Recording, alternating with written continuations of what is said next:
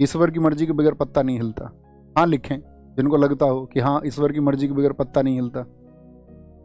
तर्क कर सकता है ना व्यक्ति, तर्क करने में क्या दिक्कत है? तो ईश्वर की मर्जी के बगैर अगर पत्ता नहीं हिलता तो इसका मतलब है सारी घटनाएं जो घटित होती हैं वो ईश्वर की मर्जी से होती होंगी। फिर तो व्यक्ति की मनसा का तो कोई मायना ही नहीं बचा फिर। तो अगर ईश्वर की मर्जी से घटती हैं घटनाएं और आपके साथ किसी ने कुछ गलत कर दिया तो मर्जी रही होगी ईश्वर की, इसमें फिर तुम क्यों परेशान होते हो?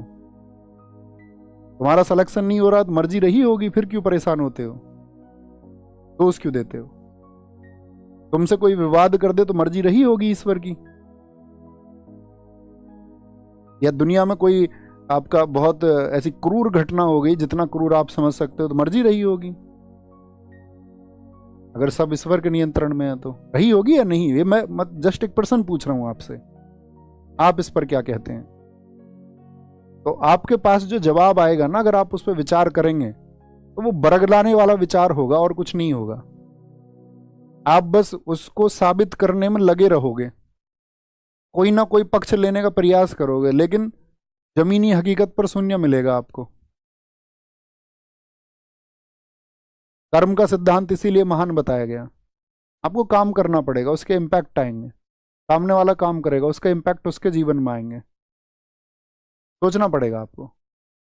अब मान के चलो कोई आतंकवादी घटना हो गई तो आप ये थोड़ी ना कह दोगे कि ईश्वर की मर्जी रही होगी। उस सिद्धांत के हिसाब से तो वो चीज गलत हो जाएगी ना। फिर ईश्वर की मर्जी से हुआ होगा। या कहीं पे कहीं बलात्कार जैसी घटना हो गई तो आप ये थोड़ी ना कह दोगे कि ईश्वर की मर्जी से हुई होगी। नहीं कह सकते ना आप।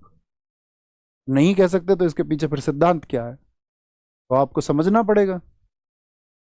व्यक्ति स्वयं नियंत्रित है, स्वयं नियंत्रित। अब उसको समझने में कोई अपना जीवन लगा सकता है, कोई सनाव जरूरी भी नहीं समझे भी उसको। आए वापस।